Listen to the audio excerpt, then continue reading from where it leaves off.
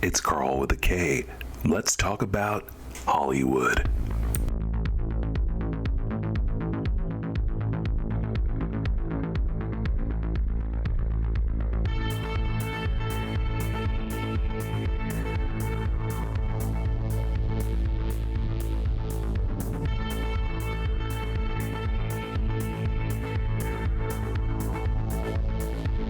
Welcome to the show. Hi everyone, this is Carl Gibson and welcome to Let's Talk About Hollywood. This is episode 34 and we're going to call this one Ask Karl Anything, aka. And before we get to that, I want to thank everyone who's been listening over the last 2 weeks. Last Friday was Good Friday, that was April 3rd. And so I didn't have an episode, and today is April 10th, 2026, and here is the new episode. And again, this is going to be Ask Karl Anything, and these are questions that I've been asked, and I will answer for you. And before we get to that, I want to thank everyone who has been listening. Like I said, it's a lot of countries, and so thank you to the United States, China, Spain, Vietnam, France, Germany, the United Kingdom, Pakistan, Finland, Brazil, and Italy. So I think we're up to 23 countries total that have listened to the podcast and are downloading. And I appreciate you. Thank you so much. I'm always pleasantly surprised the more that the podcast grows. It means the world to me.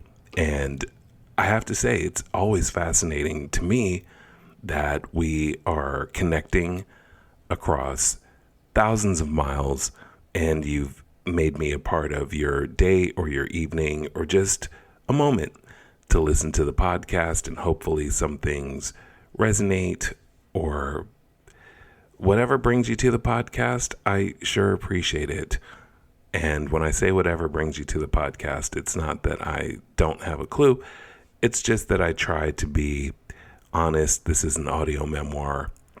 It's talking about my career and stories and characters and takeaways. And I try my absolute best to be as honest with you as I can. And so that's what the podcast is about. And I think it's relatable, hopefully, whether you work in Hollywood or not. So some of you listeners and those who are downloading might be that you're interested in the inner workings of Hollywood or some of the more personal things and what it takes. And I think it's all relatable, whether you're in Hollywood or not. A career is something that you're investing yourself in. It's something that you believe that you do well. Ultimately, you're trying to connect with your audience, whoever they are, and a lot of times you can see them and a lot of times you can't, but you know that they're there, and that's what drives you. And for me, it's that human connection. It always has been. And so, yeah, that's what this podcast is about.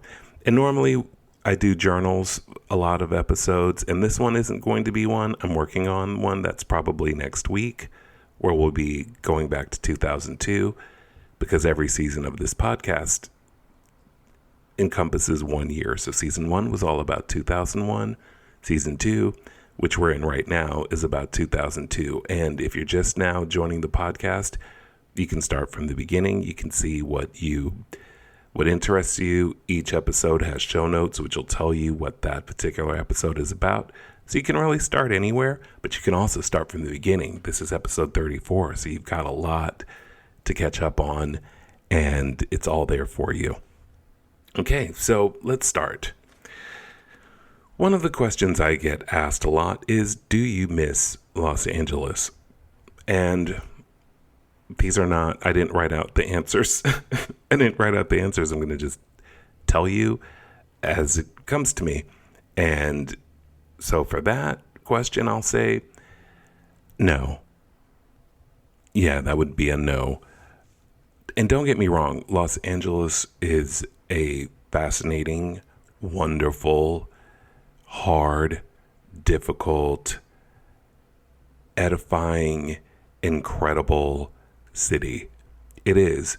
And as you will hear from these journals and from my experiences there, I had so many things, met so many people, had so many things happen in my life, great things, falling in love, family, career, friends, people that I met, impacts that people had on my life, and vice versa in some cases.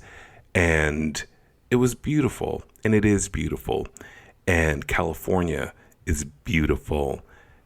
When you see these documentaries or these books, or this spirit that makes people, whether you're American or not, just want to go west and go explore. It is a new frontier. It was a new frontier for me, and I found myself, and I made a home more than once, and I was in love more than once, and it was intense, and it was exuberant, and sometimes it was tragic. And my career was terrific. I still have a career. It was based there. And so LA is part of my DNA.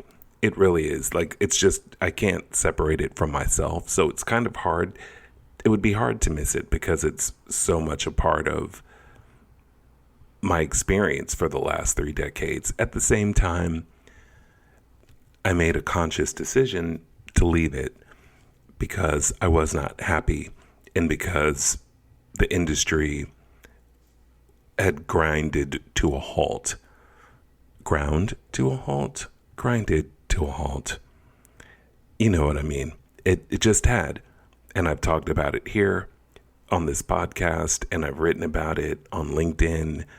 And it was miserable when I left. And it was just becoming a place where not only could I not work, but I had so much sadness and so much loss in a quick amount of time that was a lot to process. And when you're not making an income and you're somewhere that you're not enjoying, and you've been through this kind of rebuild before, which I had been out of work twice in my career, going on 2 years. It had happened 2 times. The first time in journalism, then the second time when I was pivoting out of journalism and getting into studio and streaming work. So I know what that feels like when you're just kind of feeling benched. Not feeling, you are benched. And it's not because of anything that you've done, and it's not because you've been blacklisted. It's just not happening at that moment. And that's a lot to wait out.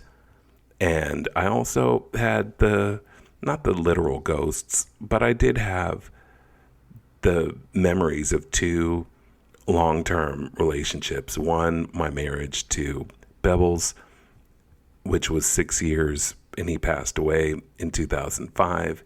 And then again, 17 years later with a partner, not a husband, but a partner. And so, yeah, it was time to go. It was time to reset and try for something else. Because if it's all about your career, I don't think there's anything wrong with that. I also think it's something that goes with youth. I think when you're in your 20s, 30s, 40s, you're doing all that you can. As you get into your 50s, for me, it's like, okay, there's more to be had. There's other things to figure out. I don't want to sit here in Los Angeles and reinvent myself yet again. And for what? Like, there's nothing to reinvent myself into as far as what I know how to do. You can always learn more. But as I said, there's other things. A new city, being closer to family, falling in love again, shaking things up for yourself, and starting over. And so it just made sense. So no, I don't miss LA, but it'll always be a part of me, I would always go back for work. And I certainly don't knock people that still live there and are trying to make it work, because there's nothing worse than, well, there's lots of things that are worse, but it sucks when you meet someone who used to live in LA and doesn't live in LA anymore. And they're like, yeah, LA is just a bunch of losers. And it sucks. Because, a lot of people get pissed off when things don't work out in LA. And I had many, many, many, many, many things work for me in LA, but not all at once. And it took a long time. So it was an adventure. But I think of it now almost not detached, but just kind of, I don't look back too hard. And I'm saying like now, like if I see LA on TV or something like that, I recognize it. I know the scenery. I know the streets. I know the air. I know the smell. I know the vibe. I know the people. And I have nothing against it. It just doesn't feel like me anymore right now. So that's what I'd say about LA. LA, I love you. I do not miss you. You became very, very hard for me at the end before I left. So that's that question. Do I miss LA? The second one is, the second question is doing the podcast and reading your journals hard or difficult? The podcast is not hard. This is a labor of love. This podcast runs on donations, as you know, and I read this week that only less than 5% of podcasts that operate on donation models are profitable. And to that I say, one, I didn't do this podcast to make money hand over fist. It was something that I wanted to do, that I challenged myself to do, and I wanted to build a community. And if you've listened to this podcast before, my expectations were I'd have 10 or 20 listeners that really like the show, and we would grow together. And that has happened, but it's been more than 20. It's been hundreds, not thousands, but hundreds, consistent hundreds of listeners and downloads. And so I didn't do it to replace my career or to replace my job. I did it because I wanted to put myself out there. I have said it before. I'm someone who, it hasn't really been about me and about what my life has been about or my private life. So showing those vulnerabilities and revisiting the journals and saying what those vulnerabilities were, that part, it's not hard, but it's vulnerable, right? And I never was that type of person to put myself out there in that way, even though I was in LA and I was interfacing with executives and celebrities and for decades. So it's different, and I don't think it's hard. No, it's a joy. And it's really exciting to know that my stories, my experiences, the way that the things that I share resonate with people around the world. So that's not hard. I would say sometimes it's hard just because you have to process these things again. And I don't find it to be excruciating or anything like that. I'm just someone who, I wrote the journals and then I didn't read them. I've just stored them away. I put them in folders and then I put them in boxes. And so going back and reading these things to you now, and very rarely did I read them fresh. So like 10 years ago, I didn't sit down and go, oh, let's look at 2004. What happened then? Because I remember it, one. And two, I didn't really have any reason to. It was just there. Now I'm glad that I did, because doing this podcast in this format, starting with the journals and just being honest and giving a bigger picture to what it feels like with a career, and as you're growing in a career, and when you're actually getting traction and like, wow, this is what I thought I wanted and this is what's happening, and this is what I'll recalibrate, and this is what I'll try to fight through, and this is what I'll commit to. All of that has been very interesting to see in hindsight, in retrospect. And because I wasn't reading the journals frequently, reading them to you now, a lot of times I'm connecting dots or seeing a frame of mind or a time that isn't similar to me now, which is why I have recaps. Because, these journals, we're talking the early 2000s.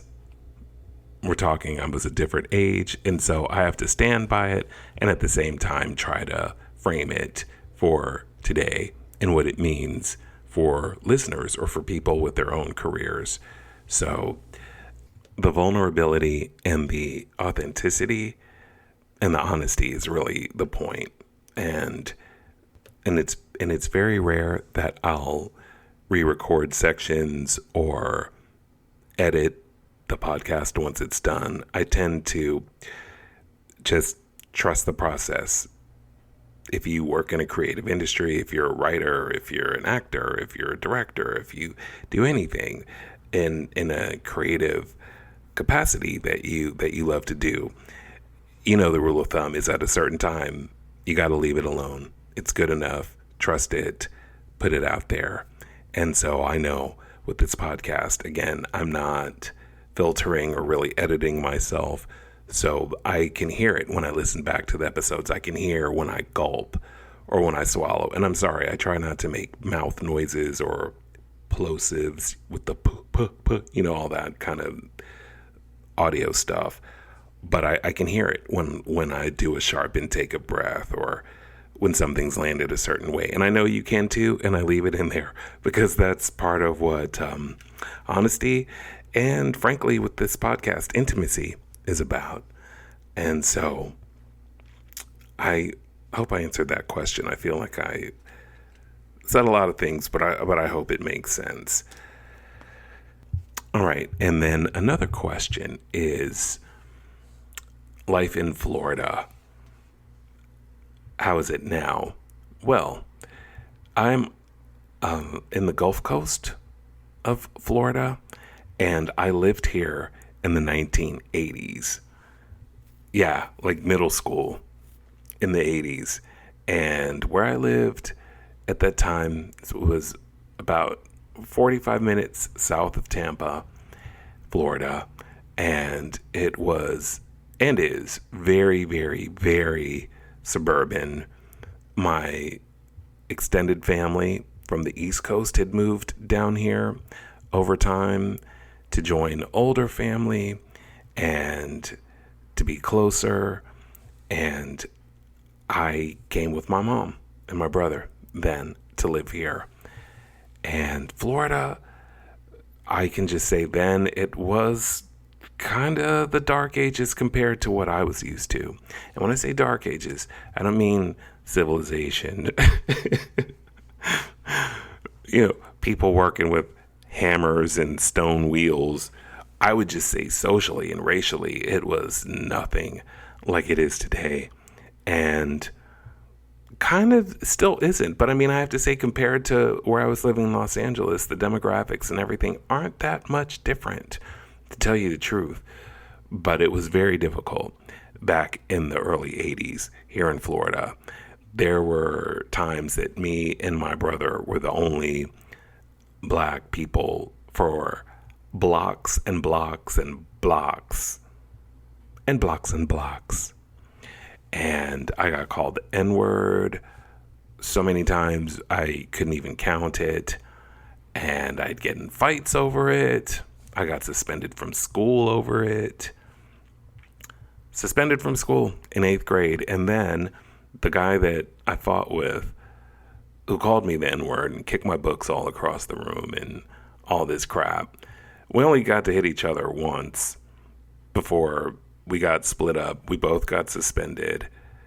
And as we were waiting to get picked up from school to not return for mandatory 3 days, he was like, "You want to be friends?" I'm like, now, grade. And that was the first time I got canceled. First and only time I got canceled. Because when you get suspended from school, I don't know how it works now, but in the 80s, if you were suspended, number one, you couldn't do your homework. You couldn't take tests. So you couldn't make up a test. So if a test happened to fall on the day that you were suspended from school, you didn't get to make it up. So that impacted your grade. And in my case, all of the clubs that I was in, like student council, and I was in the chorus, and I was in an honors chorus, all those pictures, those class pictures got taken while I was out. And no one put not pictured Karl Gibson. It was just like I didn't exist in 8th grade.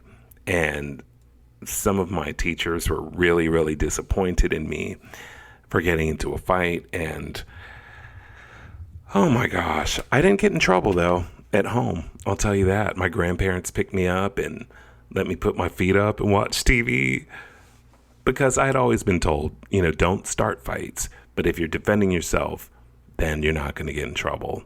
So I didn't call this kid, any expletives or racial stuff. He did it to me.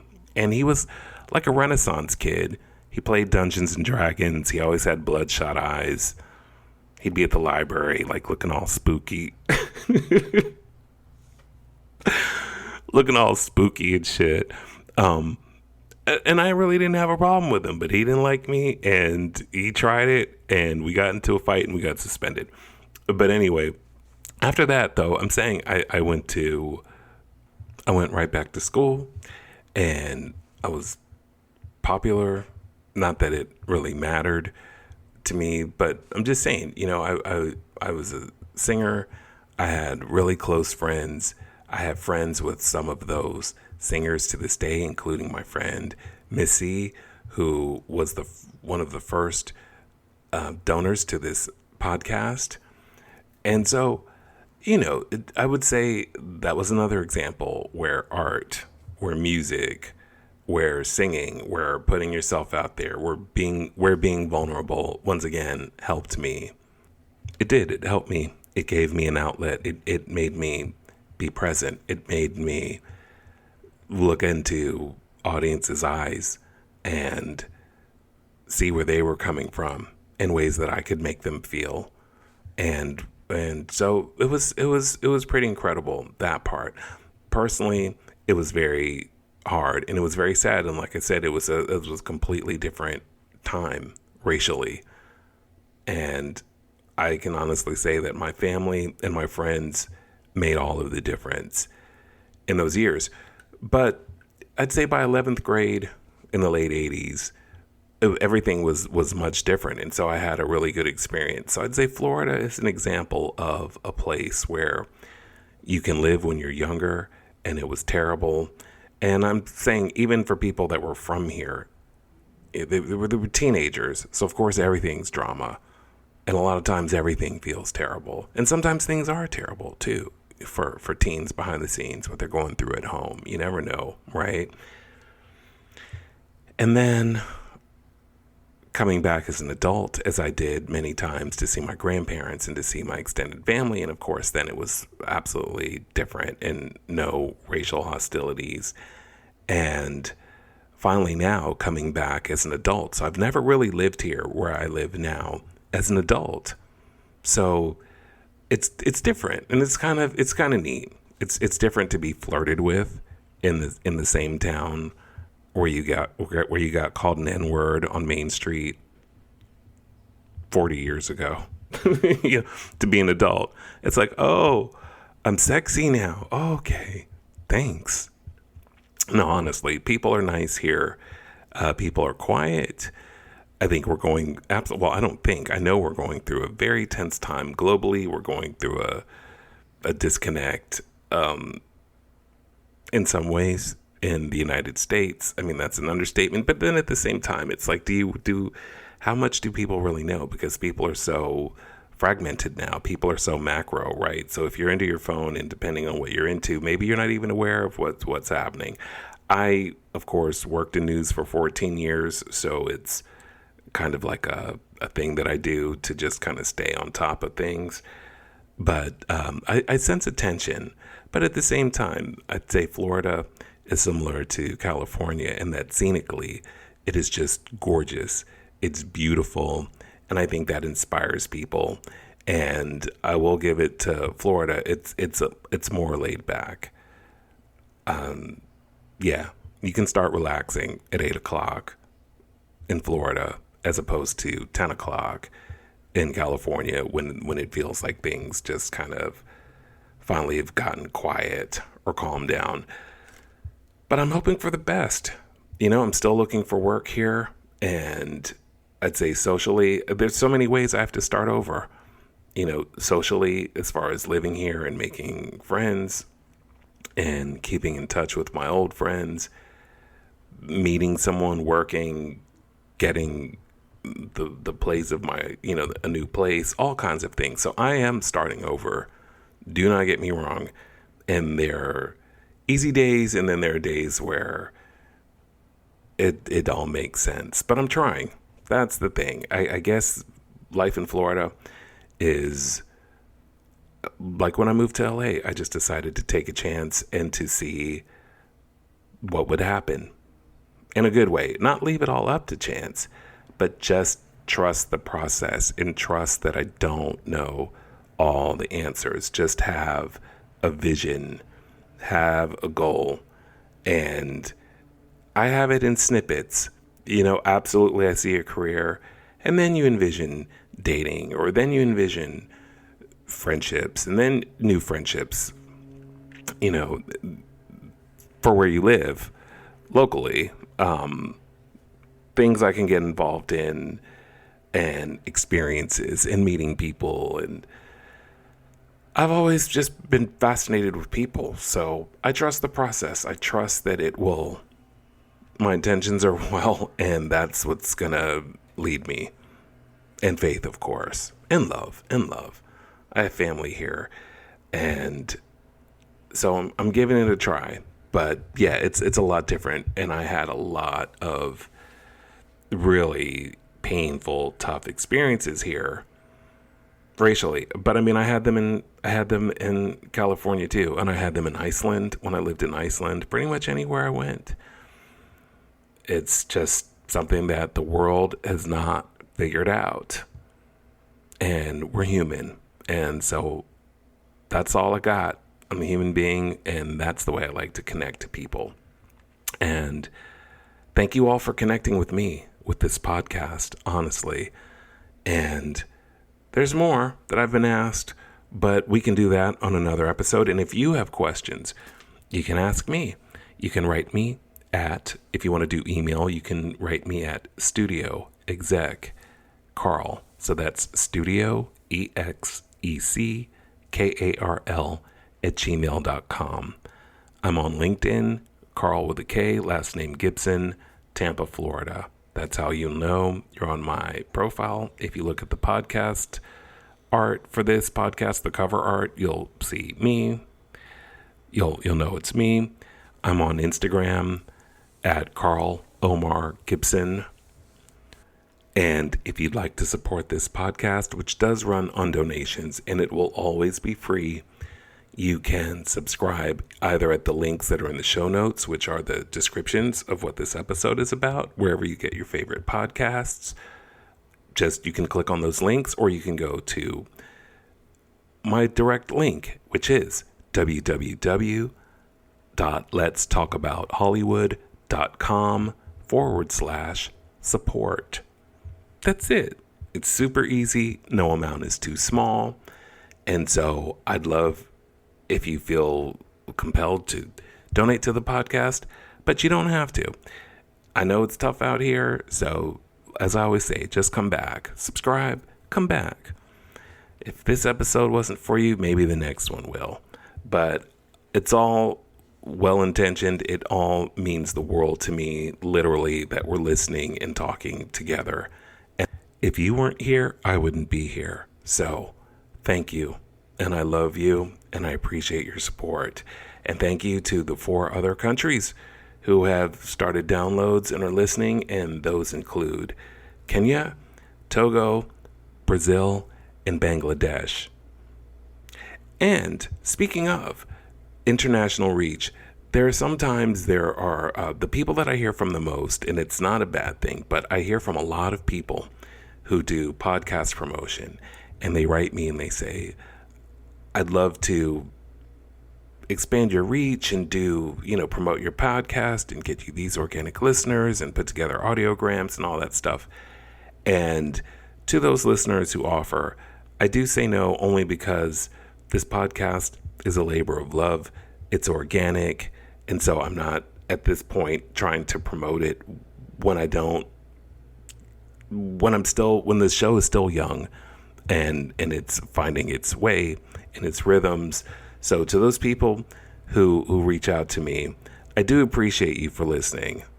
And don't think I'm just shutting you down because it's a sales pitch. It's just not where I'm at right now. This podcast has, like I said, it's reached 26 countries now. It's doing well as far as listeners, and based on the memoir audio only format. So it's growing organically, and hey, never say never, but I'd say for now it's kind of the same reason that I don't have ads. Because I'm not opposed to ads. I just want them to be organic, and I want to have earned them. Do you know what I'm saying?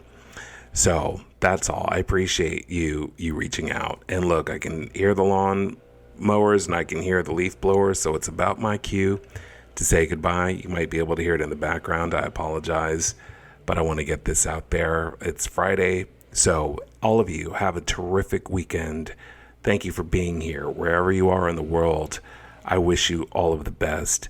You have my support. You have my prayers. Thank you for your support and your prayers.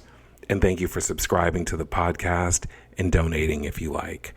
I'll see you next week. We'll be back to the journals, and I will see you then. And until then, don't forget, as always, love is real, and I wish you all great things.